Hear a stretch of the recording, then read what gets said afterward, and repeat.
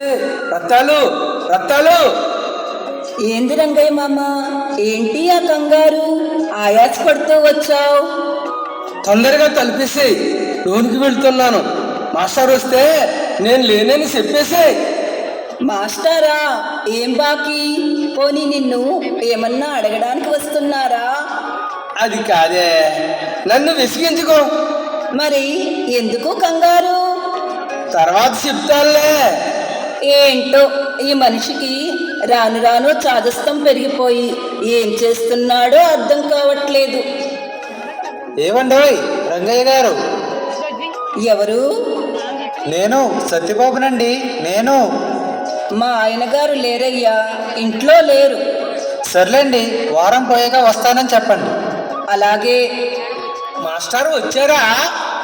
ఎవరో సత్యబాబంట. సత్యబాబా ఈడి? నువ్వే కదా లేనని చెప్పమన్నావు. కొంప ముంచేవే బాబు. ఆడు నా బాకీ 10,000 తీర్చడానికి వచ్చాడు. గోవిందా గోవిందా. మళ్ళీ ఆడిపోతే ఇప్పట్లో రాడు. మరి నాకేం తెలుసు? నువ్వే కదా లేరని చెప్పమన్నావు. ఆగు ఆగు, నేను లేనని చెప్పమంది ఆ మాస్టర్ వస్తేనే.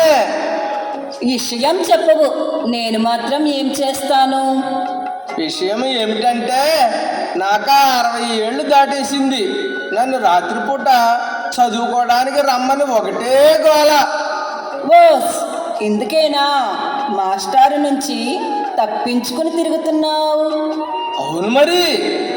మరి ఆయన అంతగా చెబుతుంటే చదువుకోవచ్చు కదా. చదువు మనకు సరిపడదే. ఎంత వయసు వచ్చినా ఎప్పుడూ ఇదే గోల. నీకు చదువు లేదు, నాకు చిన్నప్పుడే పెళ్లి చేసేస్తే చదువుకుంటున్న దాన్ని కాపురానికి లాక్కొచ్చేసావు.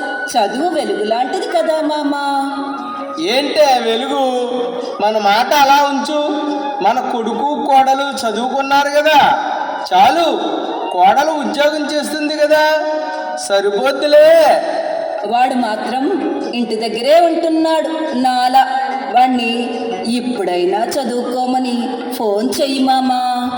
వాడికి పిల్లలతో సరిపోతుంది, ఇంకేం చదువుతాడులే. అవును మరి, సెల్ ఫోన్లో ఆటలాడుతూ సినిమాలు చూస్తూ నా బ్యాంక్ ఖాతాలో ఉన్న సొమ్మును పోగొట్టి చదువును పక్కన పెట్టాడుగా. ఇప్పుడు తెలుస్తుంది వాడికి. రంగయ్య మామ, ఇందాక ఎవరో వచ్చి రైతు రుణమాఫీ డబ్బులు పడ్డాయంట, రేపే వెళ్ళి తీసుకోమన్నారు. అవునా? మన ముఖ్యమంత్రి గారికి ధన్యవాదాలు. వారికి అంతా మంచే జరగాలి. 10 కాలాల పాటు ఆరోగ్యంగా ఉండాలని ఆ దేవుణ్ణి కోరుకుందాం రత్తమ్మ. బ్యాంకుకు వెళ్ళండి, టైం అయ్యింది. ఇదిగో మీ కోడలు కొని ఇచ్చిన సెల్ ఫోన్ పట్టుకెళ్ళండి. ఇదేగా మన బ్యాంకు. బాబు, రైతు రుణమాఫీ డబ్బులు పడ్డాయా లేదో చూడు బాబు. 1 గంట పోయిన తర్వాత మెసేజ్ వస్తుంది, వెళ్ళండి. రంగయ్య మామ, వెళ్ళిన పని అయ్యిందా? ఇదిగో ఇప్పుడే మెసేజ్ వచ్చింది రత్తాలు. ఎవరినైనా చూడమనాలి. అదిగో సమయానికి దేవుడిలా మాస్టర్ గారు వస్తున్నారు. రండి మాస్టారు, రండి రండి. మా బ్యాంక్ ఖాతాలో డబ్బులు పడిన తర్వాత మెసేజ్ వస్తుందని అన్నారు. అదేనండి ఇది. రంగయ్య గారు, మీ ఖాతాలో ఉన్న సొమ్మంతా పోయింది. అవునా? సొమ్మే కాదు, ఇంతకు ముందు వేలుముద్ర వేసి 10 సెంట్ల భూమిని పోగొట్టుకున్నాను. మీ సెల్ ఫోన్లో వివరాలు ఎవరికిచ్చారు? అయ్యో, నేను చదవలేకపోవడం వల్ల వచ్చిన తంట ఇది. ఇప్పుడైనా సమయం మించిపోలేదు. నేను చదువుకుంటా, రాత్రి బడికి వస్తాను మాస్టారు. రంగయ్య మామ, నీకు తెలుగు ఇంగ్లీషు చదవడం భలే వచ్చేసింది మామ. చదువుకోవడానికి వయసు అడ్డం కాదని నిరూపించావు. అవును రత్తమ్మ. రంగయ్య మామ, మన సెల్ ఫోన్లో మెసేజ్ ఏదో వచ్చింది చూడు.